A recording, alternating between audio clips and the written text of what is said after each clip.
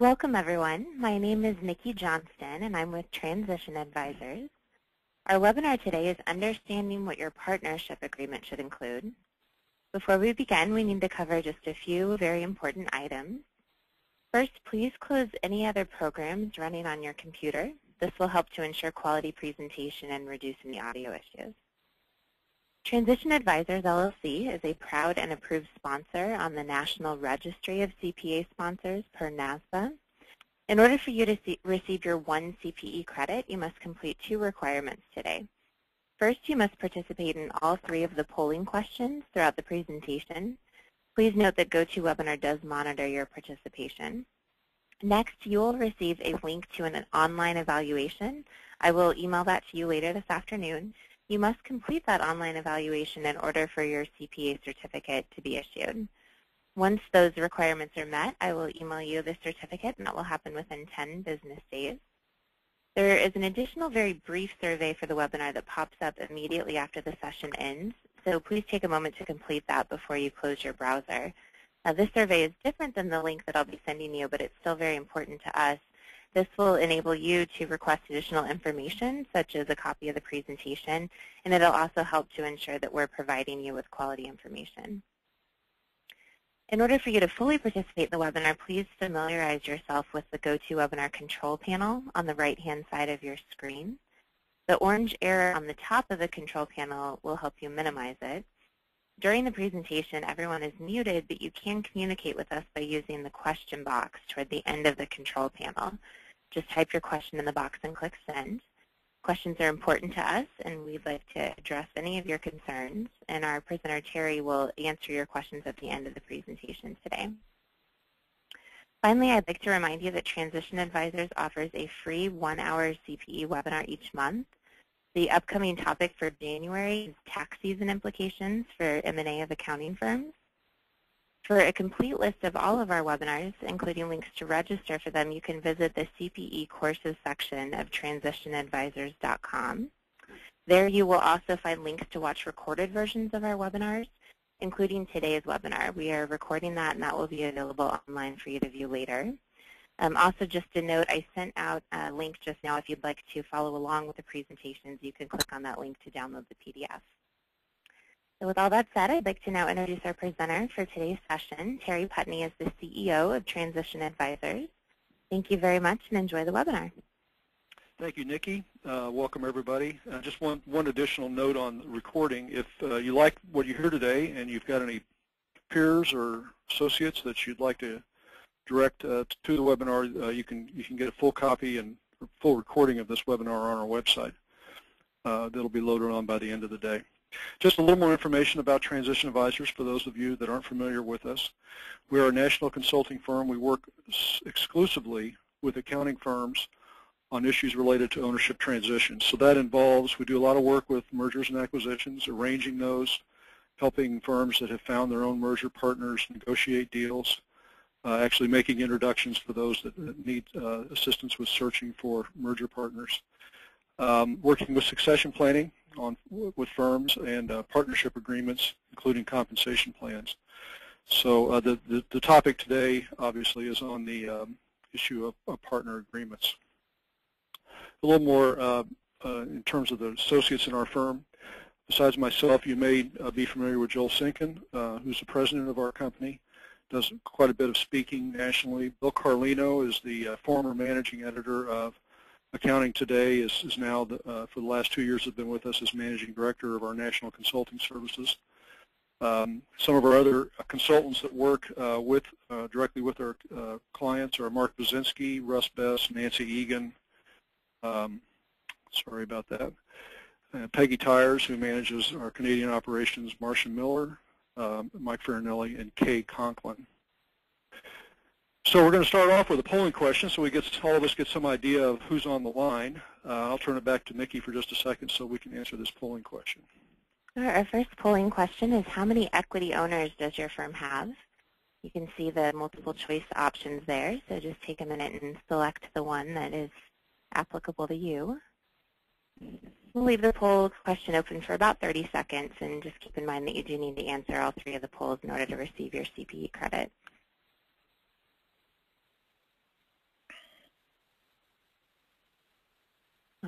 looks like nearly everyone has completed it, so we'll go ahead and close the poll. And you can see there the results. 85% of the folks on the phone today have between 1 and 3, and then 4 to 6 is the next most popular. With that, I'll turn it back to you. Okay, thank you. You know, there's probably a specific reason why you're interested in this topic and what we're going to talk about today. You know, some of the typical issues that we deal with firms regarding their owner agreements are a lot of firms don't even have an agreement. Those that do may not be comfortable with how they deal with compensation amongst the owners within their agreement. A big issue nowadays as firms deal with succession planning is how to bring in new partners into the firm. Some are not comfortable. Many firms are not comfortable with their buyout arrangements. Some partners may think they're too high. Some partners may think they're too low. Some partners may feel like, well, there's no way we can afford these payments. That's typically a sentiment amongst younger partners when they start thinking about all the people who are going to retire ahead of them. How are we ever going to pay them off? Some feel like their agreement didn't work very well last time they used it for either terminating a partner or retiring a partner or bringing someone else in. Hopefully we'll be able to address all the issues that you're interested in. Needless to say, in the course of an hour, we won't be able to get too in-depth into any of those issues. And I'd like to encourage you, if you have any questions about your owner agreement or your situation that you'd like me to address, I'd be happy to answer any emails that you have, or you can contact me otherwise. We can arrange a consultation. So feel free to send me a question, and I'd be happy to try to address your issue for you later. The specific topics that we're going to address today include, how to deal with compensation, how to deal with governance, issues specifically related to death, disability, and of course retirement, other types of termination, which primarily would be either voluntary or involuntary termination, and how to potentially, if you ever need to, unwind the partnership. The different types of compensation plans that we typically see are equal compensation, where everybody takes the same amount out, a pure formula approach, a cross-evaluation approach, approach that's based strictly on ownership or equity, and then allocations done by committees or by a leader. Let's get into more specifically what that involves. We typically see equal compensation in situations where a firm starts off from scratch. It's not unusual to see, maybe 2 or 3 young people leave a larger firm, decide to go out on their own. They've got no clients to speak of, or maybe they've brought a few clients with them, but for the most part, they're all just, eager and energetic, and everybody's out doing the same thing, looking for business, trying to grow the firm. And the feeling is that, we're all in this together. We're all working as hard as we can. We really don't have the basis for any kind of allocation of profits other than we'll just do it equally. And that generally works for a while until, at some point it becomes obvious that some of the partners are not performing at the same level as other partners. And if that goes on for too long, that we have an equal compensation arrangement and things start feeling like they're out of whack, then people become resistant, become reluctant to continue on in that system, and if it isn't fixed, of course, the firm can break up. So for a while, equal compensation works. Now, I've actually worked with firms that have been around for a long time that still use equal compensation, and oftentimes the reason why we're talking about it is because they're no longer interested in continuing that approach. Generally, the next level, or oftentimes a different version of maybe a way to start, is an equity-based system. Now, normally when we talk about an equity-based system, we use some base compensation involved. It's difficult when you have someone that owns 10% of the firm and someone that owns 40% of the firm to have a situation one person's making 4 times what the other person is. So it's rare that equity-based would be that's strictly how all dollars are allocated, unless the equity is somewhat equal. But where we find equity-based systems emerging is usually because a firm maybe has come together with existing books of business. And so, one partner brings in a $500,000 book of business, and another partner brings in a $750,000 book of business, and another brings in a $300,000 book of business, and that between those partners that feels like, well, that's a good way to assess value, assess contribution to the profit pool. So we'll just allocate it. We'll start with equity based on those books of business, and we'll start allocating compensation based on those books of business. And as long as things stay in kind of sync that way, that'll work. Now, of course, they won't stay that way. I mean, somebody's book of business is going to change, and people's roles are going to change, and all of a sudden somebody's no longer strictly based or working on client service. They're doing a lot of administrative work, and so now the equity-based system isn't making any sense. It also tends to become a problem as you start bringing in new partners, because new partners tend to come into the firm with small amounts of equity. It's not unusual to bring a brand new partner in at anywhere from 2 to 10% of ownership. I was just talking to a firm earlier today where the 3 founding partners are at 30, or were originally 33% each, brought in a new partner at 10%, so now they're 30, 30, 30, 10, and the next new partner is going to come in at 2%. So you can see where now we have some significant disparity between the ownership between those partners, and things that made sense when they were third no longer are going to make sense now that they have a 2% partner and 3 partners that are almost at 30%. So compensation systems that are based strictly on equity have that difficulty of sometimes not reflecting the value contribution that is being made by the partners. The next iteration tends to be to go to a pure formula approach. The typical metrics that we're talking about with formulas, the most popular, of course, is book of business. How large is the book of business? The next would be billable hours. How many billable hours does a partner produce? And then the next would be new business if they feel like they can capture that as a separate component of activity, or sometimes that just gets thrown into the book of business calculation. Another metric that gets used sometimes is equity, and then of course then you can have variations like how collectible the business is, how effectively you're managing work in process, and then we can start adding some intangibles in there as well, which of course requires subjective evaluation. You know, formula approach is probably the most common of what I see in smaller firms.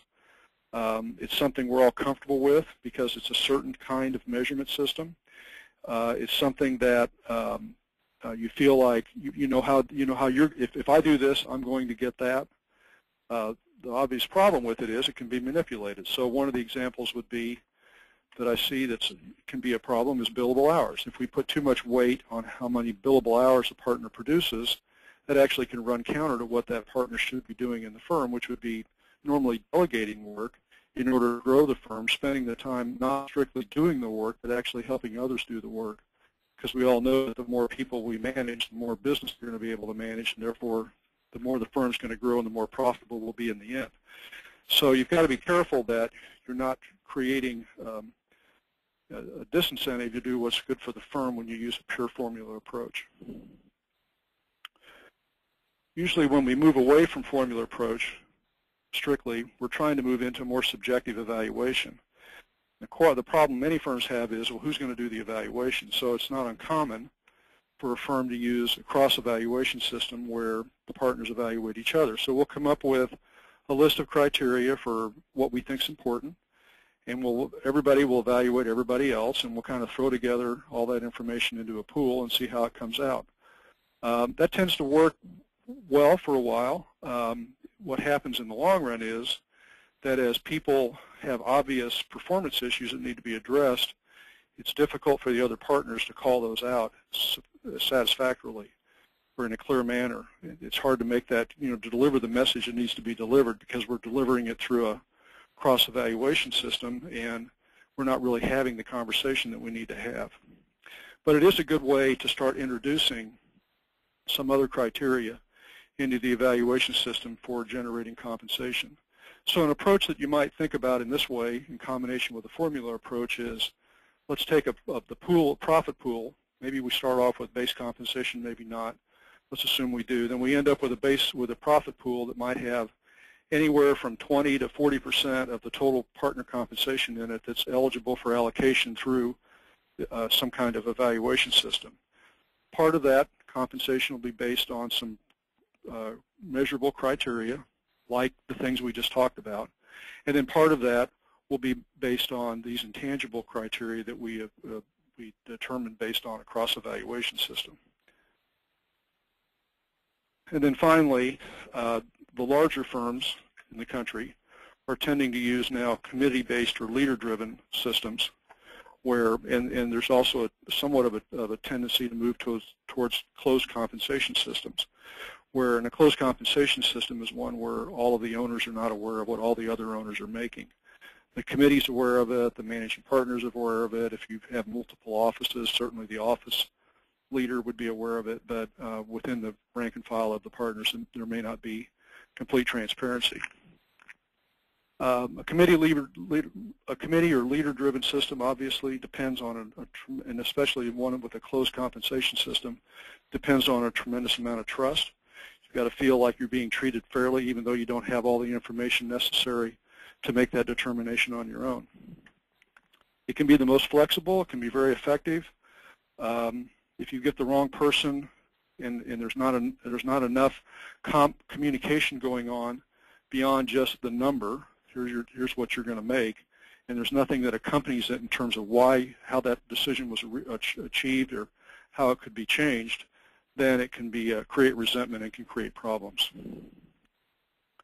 So assuming that you're in a system that you don't currently feel like it's working as well as you'd like, how do you decide which system's right for you, and how do you move from one system to another without too much turmoil?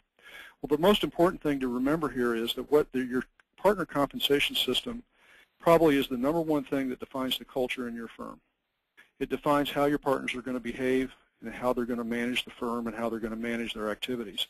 So if you send the message to a partner group of what's important to them based on how you're going to pay them.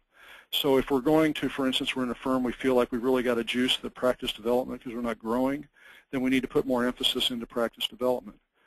But one of the things you need to keep in mind here is when you get out of sync with the culture you're trying to create in the partner compensation system you're using. So for instance, let's say that you're trying to move to a one-firm concept where we're all in this together. We're not thinking of our clients as being our clients. We're thinking of them as being the firm's clients. We're trying to disperse, the responsibility for client management to more than one partner. And yet if our partner compensation system is paying us based on a book of business, there's an inconsistency there between the culture we're trying to create and what we're actually going to achieve based on our partner compensation system. So it's important to look at your system, see how that's going to define partner behavior, and make sure that's the kind of firm that you want to have.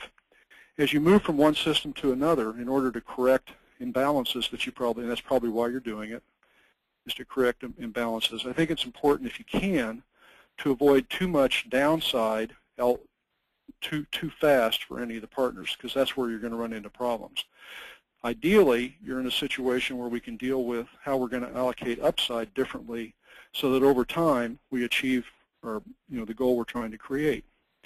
So if we've got partners that we feel like they're overpaid, hopefully through attrition and through growth, we can keep them from having to take too much of a hit, while the other partners who need to be paid more get more of what the additional dollars that are available. But if you're in a situation that demands dramatic change, you just have to do it. But hopefully you're not going to create too much risk for anybody in your group. With that, we'll move to a second polling question. Nikki, I'll turn it back to you. Okay, our second polling question, does your firm have a signed owner agreement? As you can see, the choices there are yes, but we need to modify it, yes, and we're satisfied with it, or no, we do not have a signed owner agreement. This one's pretty straightforward. We'll leave it open for another 15, 20 seconds here to give everyone a chance to record their answer. And again, just keep in mind that you do need to answer all 3 polling questions in order to receive your CPE credit today.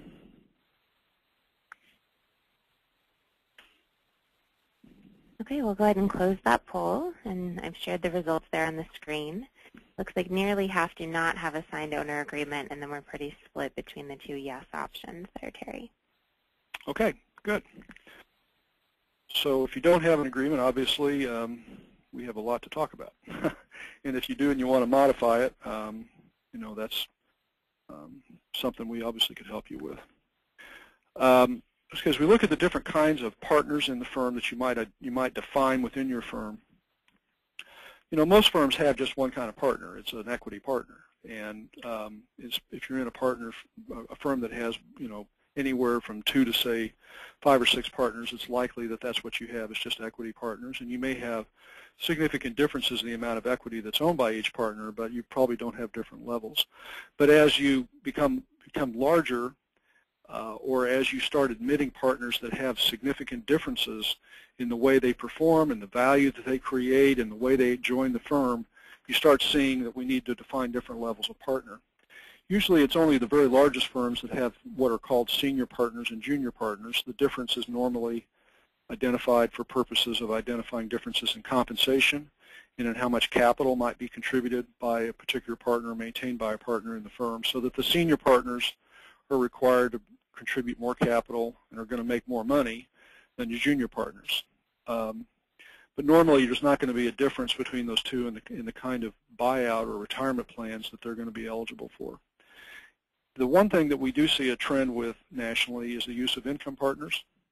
It used to be that income partner was a place where you parked somebody where you just thought, well, you know what, they're never really going to be able to perform at the level that the rest of us are, but we still want them to be called a partner because we don't want them to leave or because they need to have that kind of title in order to function in the role we've assigned to them. But what we're seeing nowadays is the income partner status being used as a training ground for future equity partners. So we've got somebody that we're ready to make a commitment to, but we're not 100% certain they can handle it. We'd like to see that they can perform at the level of an equity partner in the firm. We know that we'd be best able to see that if we gave them the title of partner. So as far as the outside world's concerned, and even internally, they're considered a partner, but they haven't signed on to the partnership agreement. They may have a separate income partner agreement, and we might leave them in that status for 2 or 3 years while we see if they can really handle it. Another use of a different kind of partner would be in terms of mergers and acquisitions, particularly acquisitions. So we bring in somebody that's, say, in a succession mode. They maybe are going to be working with us for, say, 3 to 5 years as a partner, but we're really buying them out. That's the purpose of the whole acquisition. And we want them to be held out as a partner so they can continue to manage their client base, but they're not going to sign on to our partnership agreement. We probably have a separate contract for them, and that would be a person that would legally be considered of counsel or in an income partner, or not an income partner, but a contract partner role, or maybe a principal if you're more comfortable using that term. In dealing with governance, most firms use a consensus decision-making system. It's very rare that you see a firm that routinely votes on things, where we're voting our equity shares or we're voting on some kind of arrangement where we're holding up our hands and saying, okay, I vote for this and I don't. If you're doing that a lot, there's obviously a lot of conflict in your firm. The fact that you have a lot of 3-to-2 votes probably indicates that you're having trouble managing the firm. So most firms are going to deal with things on a consensus basis. But it still is really important to have the decision-making process for a formal voting process defined in your owner agreement. Because what tends to happen is then when we come to big issues, and we're discussing big issues like admitting a new partner or terminating a partner or changing the ownership agreement or doing a merger or acquisition, people will go back to the partnership agreement and say, okay, worst comes to worst, if we can't agree, how's the vote going to be handled? So it's important to have that formal process in place. Obviously, some votes shouldn't require anything more than a majority type of voting. For instance, day-to-day activities like, hiring a senior manager or entering into a lease or, acquiring a significant capital asset or some other significant expense. If you're not in a firm that is comfortable giving that responsibility to your managing partner, then a simple majority vote may be okay. The supermajority vote should be used for the very most important issues, like admission of a new partner, termination of a partner. Certainly, merger or acquisition can either be a supermajority vote or a unanimous vote. But, supermajority votes will typically be defined as anywhere from 67% of the voting interest to as high as 90% of the voting interest. Oftentimes we'll see where we have maybe a founding partner group that might make up 75% of the owner interest. So we want to define the supermajority vote as at least 75%, meaning that those three partners, or maybe even 80%, where those three partners have to agree on that issue, and then either not have to have any of the minority partners or at least one other minority partner agree with them. That's oftentimes how supermajorities are established. You know, I think there's too many agreements, in my opinion, that require unanimous voting. And where this becomes a problem, if you've got a partnership where you have 25% owners, or even say a 40, a 30, and 2/15s, requiring unanimous voting may not be a problem. But where you run into a problem is when you start having people that have very small amounts of voting interest. Go back to the example I used earlier, the 30-30-10-2. I know that adds to 102, but whatever the math works out to. That 2% ownership person is going to have as much weight in that vote as the 30% owner. And so what you've created is now a situation where you've given way too much power to someone that you had no intention of giving that much power to when you admitted them as a 2% owner. So be really careful on use of unanimous voting if you are going to have an equity ownership where you're going to have people with very small levels of ownership or equity in the firm. That'll take us to our final polling question. I'll turn it back to Nikki. Okay, for our final polling question today, you'll see the question there on the screen. What percentage of your owner group will be retiring from full-time duties in the next 5 years? You've got the different options there. Is it none, 20% or less, more than 20% but less than a third, between a third and a half, or 50% or more? So we'll leave this one open just for another 15 seconds or so. Go ahead and select the answer that applies to you.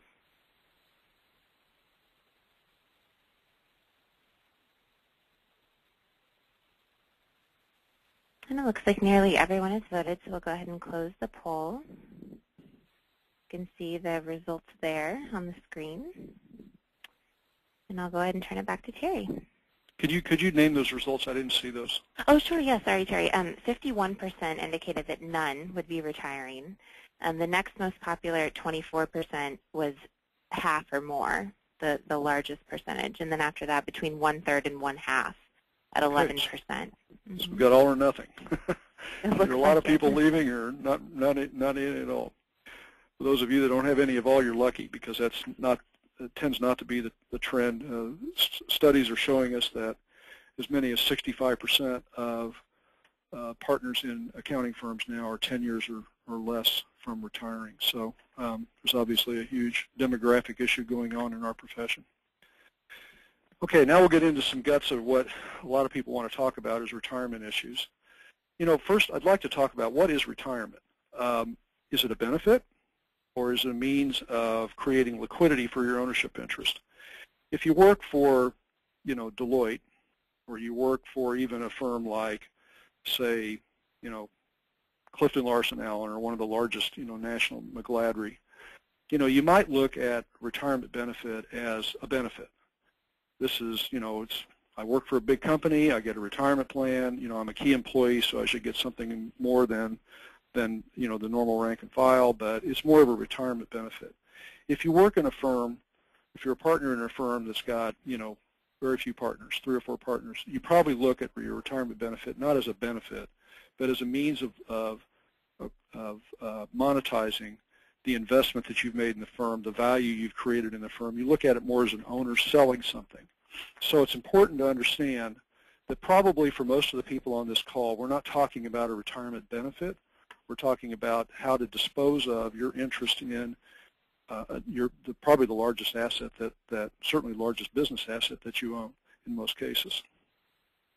So the first issue we're going to deal with here is mandatory retirement age, which is a very hot topic, a very contentious topic right now in the profession amongst firms. Should your agreement even have one, and if so, what should it be? My belief is that if you're interested in creating a long-term viable firm that's going to extend beyond you, an important aspect of that is having a mandatory retirement age in your agreement. Now you're going to say to yourself, no one should be able to tell me when I should quit working, and you're right. You have that right to do that. Consequences of not having that mandatory retirement age, though, that you really don't have a plan for when you're going to leave, and no one else has a plan for when you're going to leave. More importantly, you don't have a plan for when your partners are going to leave. So as you sit here and think about, when do I need to bring in new owners? You know, how do I stage this? How do I plan for this? You're really shooting in the dark because you're just waiting for someone to come along and say, okay, I just did my last tax return, now I'm ready to retire. So not having a mandatory retirement age makes it very difficult to have a long-term succession plan. If you do have a mandatory retirement age, it needs to be reasonable. You know, most of the time, obviously, the biggest default age is still age 60.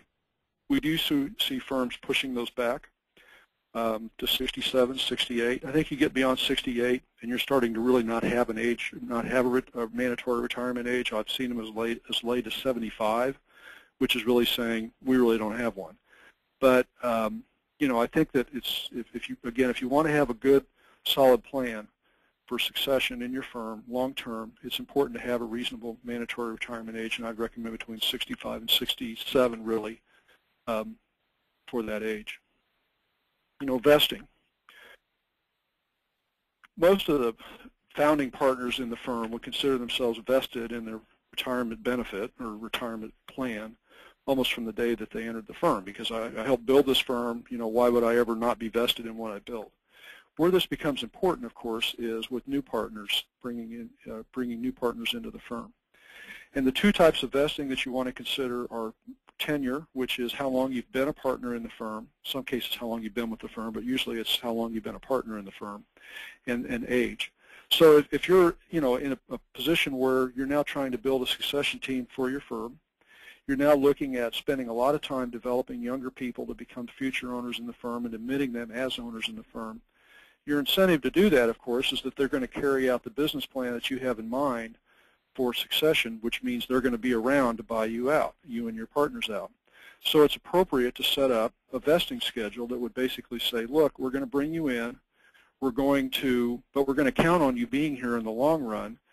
And, you know, we see vesting schedules running anywhere from 10 to 20 years in terms of tenure, and usually age 55 minimum, oftentimes age 60 minimum, before any kind of retirement benefits are appropriate. So it would be appropriate, for instance, to maybe have a schedule of either 10 to 15 years, and at that point in time, a partner might become 50% vested in a benefit. In an age of 55 or 60, and a partner might become 50% vested at that time, with increasing vesting over the ensuing 5 to 10 years of tenure or 5 to 10 years of age achievement. That's a good way to make sure you're locking in your younger people into the succession team. It's also important if you're using certain kinds of retirement benefits, like for instance a compensation-based plan, where you might have a plan that pays, and we're going to get into this more in a minute, pays 3 times compensation over 10 years, for instance. Well, the day you admit a partner into the firm, and let's say they're making $175,000, if you're using a 3 times multiple, you're looking at a $525,000 benefit immediately. Well, chances are they haven't earned or paid for that benefit, and so using a vesting schedule will obviously keep them from achieving or taking out that benefit before they've really earned it, which, you know, they really earn over time. Dealing with partners that want to stay on after retirement, and how should that impact their compensation? Well, one of the things we're trying to avoid here, of course, is partners retiring in place, which means basically staying on forever, and that's where mandatory retirement ages help as well as keeping somebody from just hanging on and continuing to milk the firm for as much as they can while they're really not contributing like they used to. But it's helpful in dealing with the transition, because we're finding that, you know, people more and more are not wanting to quit working altogether at age 65 like they used to. Age 65 isn't what it used to be.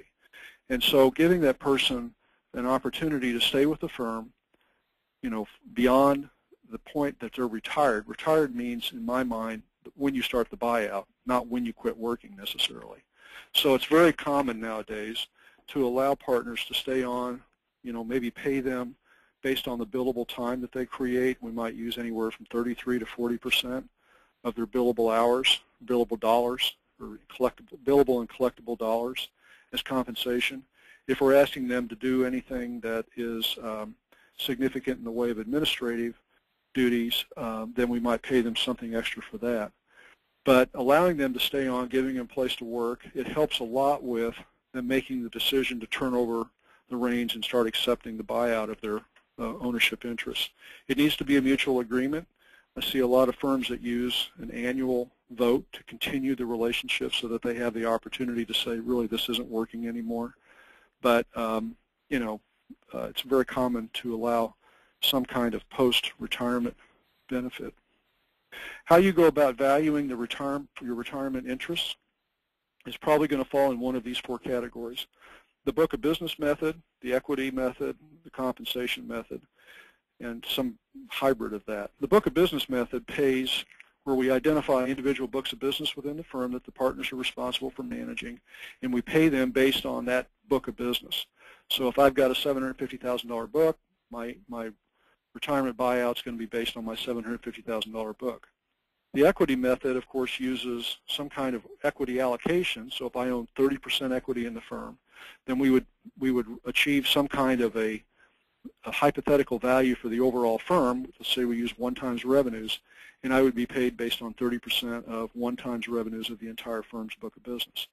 Compensation-based system, and I've already given you that example, would be somewhere where we would take our, say, the highest 3 of the last 5 years compensation, and we might pay a multiple of that and pay that over time. So a common method would be 3 times the average annual compensation paid over 10 years. And when that method actually was introduced many, many years ago, it was really a proxy for 1 times revenues, because remember the old third, where a third of the revenues are partner compensation. Well, a third times 3 is 1, so we've got, in essence, the same valuation, just allocated differently. And then the hybrid method might be something like a unit type system where we determine 1 unit per dollar of volume, and then we allocate those units to the partners, and that's going to be different than potentially than their equity ownership. The PCPS did in their 2012 succession survey. By the way, if you haven't got a copy of that and you're a member of the PCPS, I highly recommend you get one. Another survey that I highly recommend is the Rosenberg MAP survey, which has a tremendous amount of information in it regarding succession issues. That one's not free, because you can get that from Mark Rosenberg. But in the 2012 PCPS survey, we found that 37% of the firms that responded to the survey, and there were roughly 600 that did, used a multiple of equity system. So that's generally still the most popular approach. 16% still use a managed book of business, and I think that probably is going to be the smaller the firm, the more likely you're going to use that approach. 22% use a multiple of compensation, and 25% use something else. The larger the firm, the more likely you are to use a compensation-based system.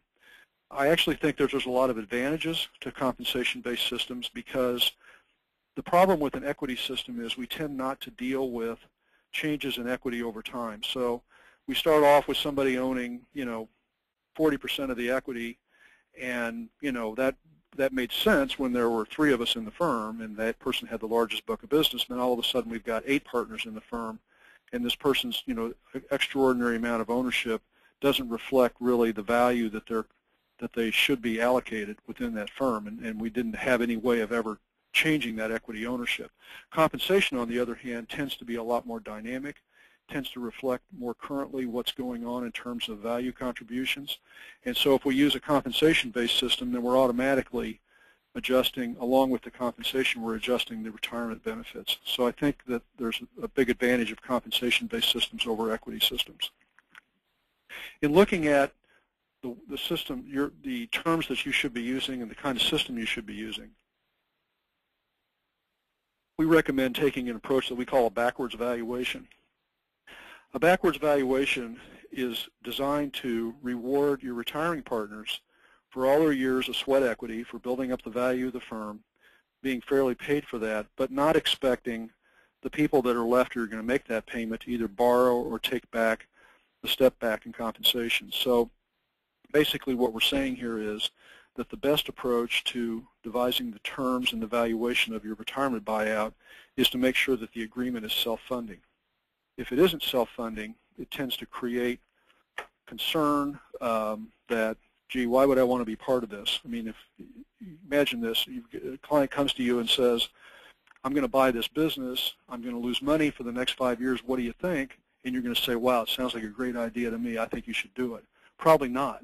Well, if you're asking your partners to do the same thing, which is, here, buy me out, and for the next 5 years you're going to make less money than you were making before, compelling thing, a very compelling argument.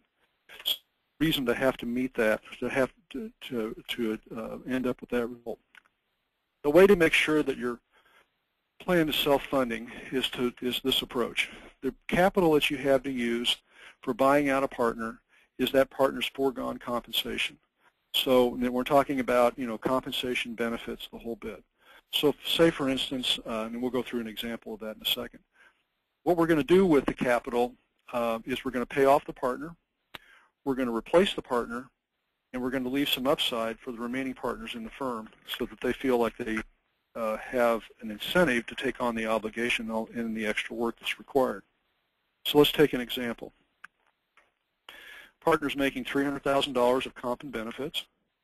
We decide that their replacement resources are $120,000. Now, the way I usually reach that conclusion is by looking at their billable hours. So if they're generating 1,200 billable hours at $250 an hour, that's $300,000. Usually we can hire somebody off the street for about 40% of that.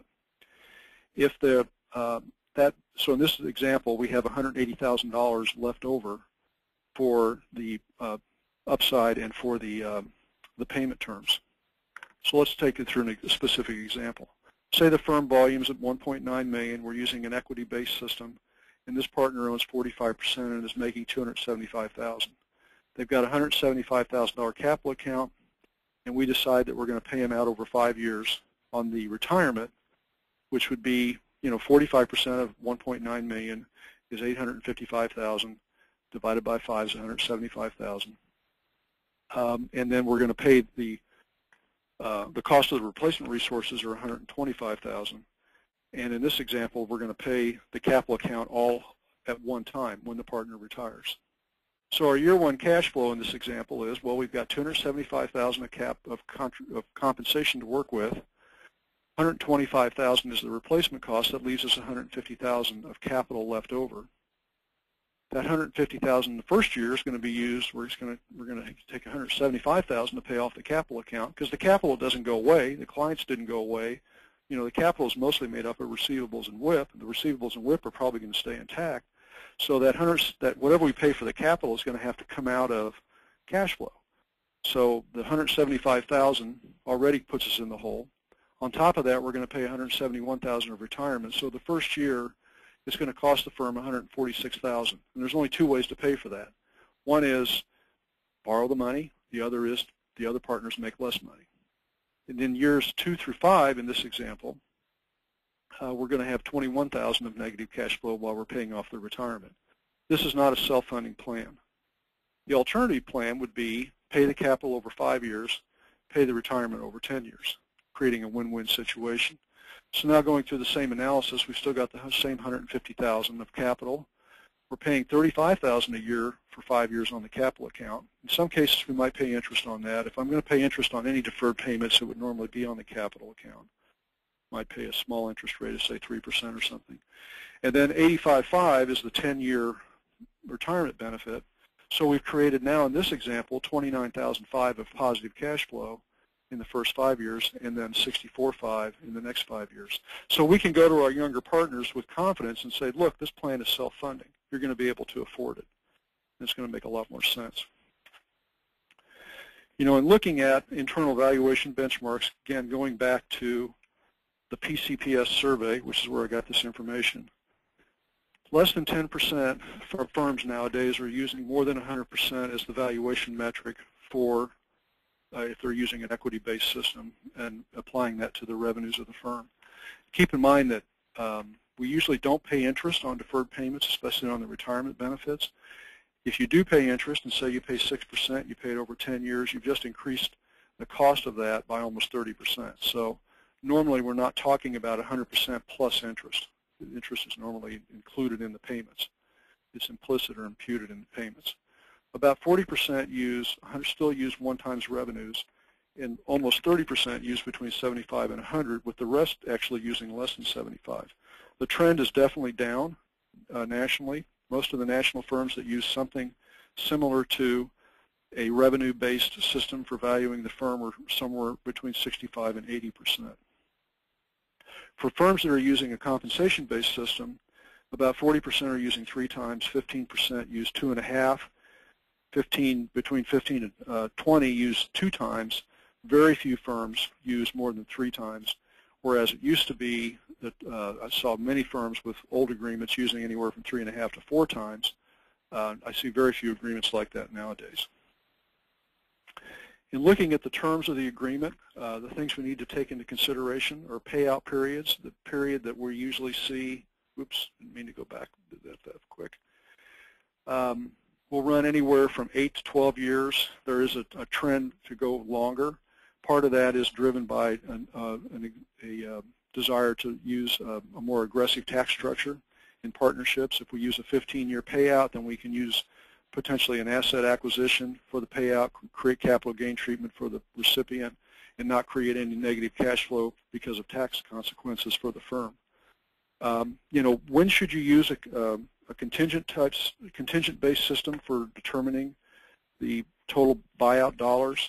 Ideally, you won't use a contingent system. What I find is that when firms have a system that's based on post-retirement collection, they tend not to put in place an aggressive transition plan because they don't. In some cases, the retiring partner can sense that that's happening and say, gee, I'm not sure these guys are going to keep my clients, and I'm not sure they're going to pay me. Maybe I need to go somewhere else with my book of business and find somebody I feel more confident with. And so, if you can avoid using a completely contingent system in an internal buyout, I would. On the other hand, you have to be confident that you accept that obligation. And so it's important to have a strong succession plan. And in order to do that, you also, I think, you need to have adequate notice. We usually recommend that you have at least 2 years notice of an intention to retire for the firm. That gives the firm the 2 years to execute the transition plan or decide that it isn't going to be able to execute a transition plan and go to Plan B, which might involve either a call-out sale or an upstream merger. Tax structure-wise, most agreements still treat the payments as retirement payments, ordinary income to the recipient, deductible as paid by the firm. If you're in a corporation, it's much harder to create a capital gain transaction than it is if you're in a partnership. So keep that in mind as you're deciding what entity to operate in. In a partnership, it's much easier to create a capital gain transaction for the recipient and an amortizable asset for the firm. Again, you're going to amortize it over 15 years, but if you're going to pay it over 10, 12, 15 years, you probably can afford to do that, whereas in a corporation, it's very difficult to do that unless you meet certain very strict requirements. How do we deal with new partner buy-ins? How much to charge? How much equity? Typically what I'm seeing is, some kind of, I think there's a level at which you go from, this is kind of our minimal charge to sort of join the club. We're talking about a $25,000, $50,000 investment up front, maybe tied strictly to the amount of accrual basis book value that new partner is acquiring from the firm. So if we've got $1 million of book value and we're acquiring a 5% interest, that's a $50,000 buy-in. If we use a vesting schedule, we're not worried about the fact that they haven't paid for the intangible value that's in the partnership agreement. We don't worry about that at all and let them accumulate that over time. But if you're going to charge more than, say, $25,000, $50,000, even $75,000, now you're talking about an investment. Now we're talking about, and how do we create a return on investment? Well, usually you create the return on investment through your compensation system. So if you're going to ask somebody to spend $250,000, $300,000 to become a partner in your firm, you really have to create some kind of return on that. And the only way to do that is to carve it out of the compensation of the other partners who are probably going to be reluctant to do that. So I think it's difficult to look at a partner buy-in at that level without creating some consequences that you really want to avoid. Death and disability, real quickly. I think we're talking about, in temporary disability, we're talking about maintaining compensation for a short period of time. In permanent disability, we're talking about that turning into a buyout. And the best way to manage all of these activities is through insurance, of course. Voluntary versus involuntary terminations. I think that if you're going to have an involuntary, the ability to fire a partner within your agreement, you're probably going to want to define some cause as to what's going to cause that. Now, if it doesn't mean you can't fire somebody just because you don't like them, but if you do, there should probably be some kind of fallback position, like the ability to take clients. And with that, I'm going to turn it back over to Nikki to wrap up. We're at the end of the webinar. Terry, we did have a couple questions related to some of the examples. Do you have time to take those, or would you rather do that via email? Okay. So a couple of the questions that just came in. One of them, what if you lose, say, 30% of your business when one partner leaves? Do you see payout plans that adjust based on the business retained over the payout period? Well, again, if you have to look at why you lost the 30%. If you in fact lost it because the partner didn't give you notice that they were going to leave, and you didn't have time to create a transition plan, then it's clearly appropriate to adjust that partner's compensation. If you're in a situation where you've got, for instance, a major client that makes up 30% of the firm's business or 30% of a partner's book of business, it may be appropriate to have a contingency with respect to the retirement buyout associated with that specific client. If, on the other hand, you lost the 30% of the business because the firm just did a poor job of managing the transition after the partner went through an appropriate transition plan and everything looked like it was in sync when he left, I don't know whether it's really appropriate to adjust in that case. Again, it really depends on how confident you are in your ability to create a succession plan, a transition plan for partners. And if you can't get yourself confident that you can do that because of the nature of your business, because of the nature of a particular partner's business, then you need to have a contingency. But you've got to make that decision when you draft your agreement, and then you've got to have a plan in place that's consistent with whatever decision you made in your agreement. There was another question specific to one of your examples that had the cash flow analysis, and it says, what about the expense to pay for the work that the retiring partner used to do? If it can be replaced, say, for $100,000, isn't the cash flow negative by about $70,000? Well, that was the replacement resources. So the work the partner, you go back to the example, and I don't know if I can get back there quick enough here, but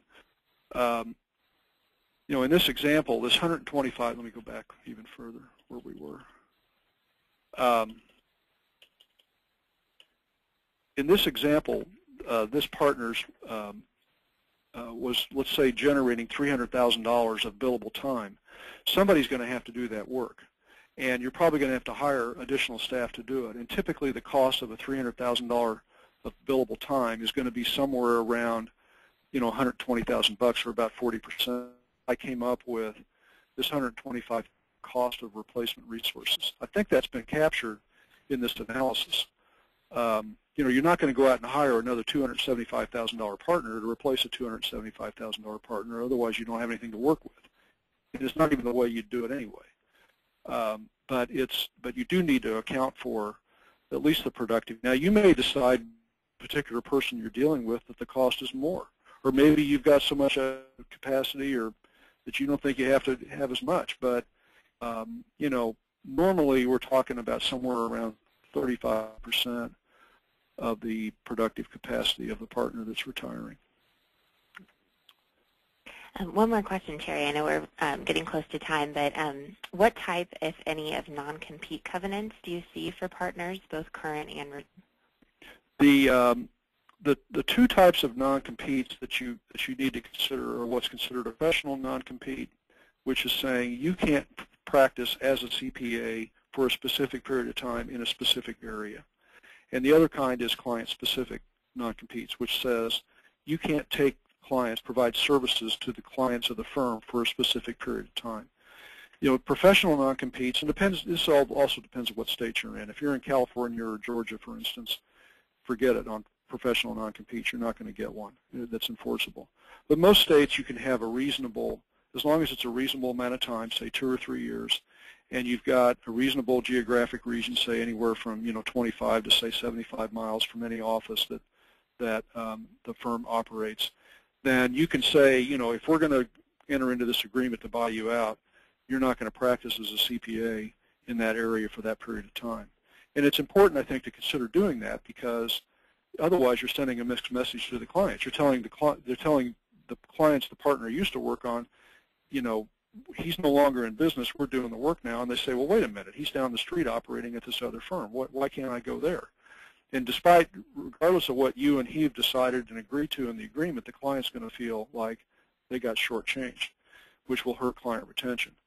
The client-specific non-compete is absolutely critical, and I think it's important to cover the buyout period. So if you have a 10-year buyout, you should have a 10-year commitment that says you can't provide services to the clients of the firm, at least the ones that were there when the partner retired, for that 10-year period. Because you don't want to find yourself in a position where you're paying a partner for value, and then he's taking that value back away from you, and I've seen that happen. I've known CPAs that have actually retired 3 different times from 3 different firms with the same client base. So I hopefully you don't have partners like that, but I think you should cover yourself with respect to client-specific non-competes for the payout period, at least, if not longer. Okay. Any other, Nikki? We do just one more that we have time for. It says, regarding equity versus compensation, we've moved from equal to somewhat of a formula over 2 years. Should this change equity ownership, or is that a different topic? It depends on what you're using equity for. If you're equity for anything substantial like retirement benefits or like a component of your compensation, then I think you need to be looking at equity on a constant basis and just fairly representing the value. Is it fairly, are we getting the right result from our compensation and buyout obligations? A lot of firms don't use equity for hardly anything. If you're in a compensation-based buyout arrangement, or if you're in a system where equity is not a component of your company, really is it? So it just depends on what you're using it for and what the result is in your particular situation. But if you've got a situation where someone owns a disproportionate amount of equity, and it's substantially different than the others, and it's going to really mean some dollars, it's a potential disaster that needs to be addressed, and you probably need to figure out how to reallocate it. Okay, great. Thanks, Terry. We did have a couple other questions. I'll make sure that those get to Terry. You saw Terry's contact information on that last slide. You're more than welcome to follow up with him directly, or you can email me. My email address is in all of the reminders that you've received from GoToWebinar, so you can just reply to those if you have some follow-up questions. You'll also get an email from me later this afternoon, which will include a link to the online evaluation that you need to complete in order to get your CPE credit. If you want a copy of the slides, or if you're looking for additional information or specific articles from our website, you'll have an opportunity to indicate that in the brief survey that pops up before you close your browser. So take a minute to complete that. And again, we appreciate you attending today's webinar, and feel free to get in touch with either Terry or myself if you have any follow-up questions. Nikki, any additional questions that were asked that I didn't get to, we will answer those in this afternoon's follow-up email. Great, and that email will go out. It'll also have a link to the recorded version of the webinar. As Terry mentioned, you can forward that on to your colleagues, or you can review it again if you enjoyed today's session. Thank you. All right, thanks, Terry.